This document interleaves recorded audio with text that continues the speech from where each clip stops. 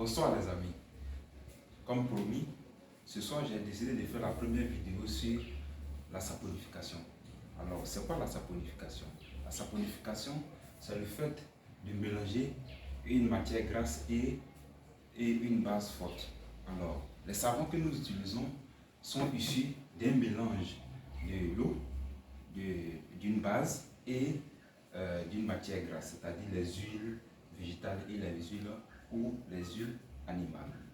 Alors, ce soir, nous allons voir les précautions à prendre avant de fabriquer son savon et ensuite nous allons voir les différents types d'huiles qui existent dans le domaine de la savonnerie et enfin les différents additifs qu'on peut mettre dans un savon pour avoir un savon agréable. Alors, soyez bien branchés. Alors, d'abord, je vais me présenter. Je suis M. Kofi Wilfried Adjoumani, étudiant en Master 1 de physique. J'ai fait la chimie également, parce qu'avant de faire la physique, il faut avoir fait d'abord la chimie, en première année et en deuxième année. Donc, je peux dire que j'ai une grande connaissance en matière de la chimie. Et donc, vous voyez, j'ai décidé comme ça de mettre cette formation en place parce que j'ai remarqué que tout ce que nous utilisons comme savon en Côte d'Ivoire, 99% ou 98% viennent de l'extérieur, c'est-à-dire ce sont des savons qui sont importés. Alors que nous, aujourd'hui, on parle de... alors qu'aujourd'hui, nous parlons de l'émergence. Donc, on ne peut pas être émergent et puis continuer d'importer des choses basiques dans notre pays. Alors, donc, j'ai décidé comme ça, ayant cette compétence, j'ai décidé comme ça de mettre cette formation à la disposition des jeunes qui veulent entreprendre. Pourquoi? Parce que le domaine de la savonnerie rapporte gros. Ça rapporte gros. Pourquoi? Parce que tout ce que nous faisons, nous utilisons le savon. Regardez dans les hôpitaux, à l'hôpital, on utilise le savon pour désinfecter pas pour désinfecter, mais pour nettoyer certaines surfaces. Et à la maison, là, on n'en parle plus. Lorsque vous partez travailler la journée et que vous rentrez à la maison, vous avez besoin de savon pour se laver. Pour faire la vaisselle, vous avez besoin de savon. Sans parler de la lessive. Alors, donc, le savon est indispensable pour la vie. Et j'ai l'habitude de dire, par exemple, qu'on ne doit pas mener une politique d'approvisionnement de l'eau sans parler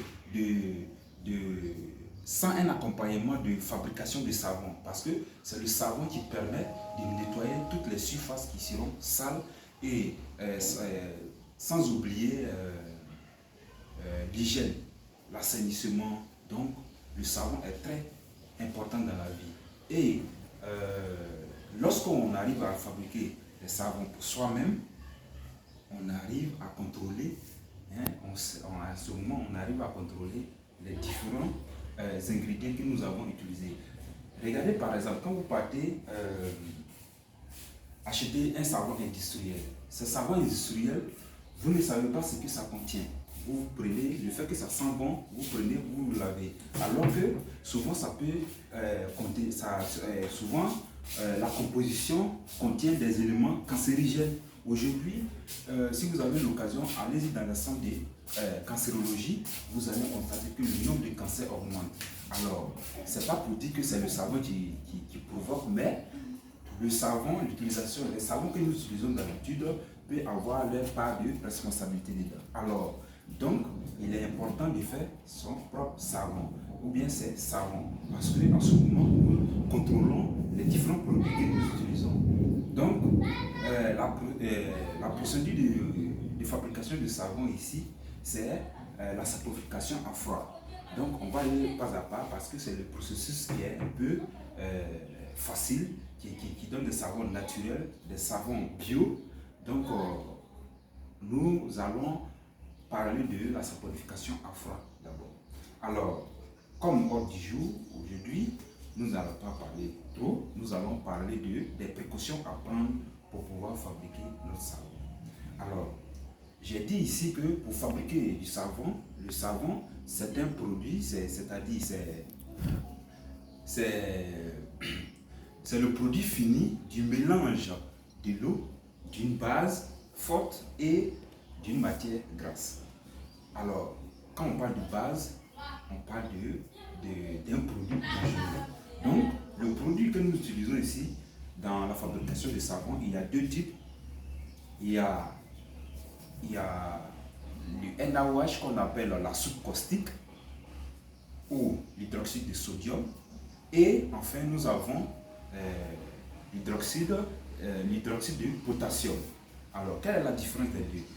Le premier, c'est-à-dire la soude caustique, permet d'avoir des savons durs, c'est-à-dire des savons de toilette, des savons durs comme les kabakou et autres. Alors que la potasse ou l'hydroxyde de sodium, le nom chimique, c'est le fait, ce produit permet d'avoir des savons mous, c'est-à-dire c'est ce produit chimique qui est mélangé à un corps gras pour pouvoir avoir des savons mous, des savons liquides et autres. Et donc, dans un premier temps, nous allons travailler sur les savons durs, c'est-à-dire nous allons travailler sur la soude caustique, bien sûr. Donc, la soude caustique, pourquoi on dit caustique? Parce que c'est un produit dangereux. Quand ça touche la peau, ça peut provoquer des brûlures. Ça peut provoquer des brûlures et ces brûlures ne sont pas des brûlures d'habitude qu'on voit avec le feu ou bien de l'huile. Ce sont des brûlures très importantes, ce sont des brûlures chimiques et souvent qui sont irréversibles, c'est-à-dire qu'on ne peut plus se rétablir lorsque ça nous touche. Alors, donc, il y a des précautions à prendre pour pouvoir fabriquer nos savons. Donc, pour pouvoir fabriquer nos savons, nous allons nous vêtir d'une blouse, de gants en latex, de lunettes et de cache-nez. Voilà. Tout ça, c'est pour protéger les organes sensibles. C'est pour protéger les organes sensibles parce que lorsque nous allons utiliser le NaOH, c'est-à-dire la soude caustique, nous allons le mettre dans l'eau et ce processus, le fait de mettre la soude dans l'eau, ce processus-là va provoquer ce que nous appelons une réaction exothermique, c'est-à-dire ça va dégager de la chaleur. Et je vous assure que ce n'est pas une petite chaleur, c'est une grande chaleur. Vous allez voir ça. Quand vous-même vous attrapez le bocal dans lequel se déroule la réaction, en tout cas vous-même vous allez penser que non, c'est du feu, c'est un bocal qu'on a mis sous feu. Voilà. Donc vraiment, c'est pas du jeu. Voilà. Mais comme on le dit, tout travail comporte des risques. Mais pour franchir tout cela, pour s'affranchir de tout cela, il faut se protéger. Il faut se protéger convenablement. Si vous suivez mes conseils et suivez les conseils que donnent les maîtres savonniers, en tout cas vous allez réussir pleinement. Donc pour aujourd'hui, on s'arrête là et à très bientôt. Merci.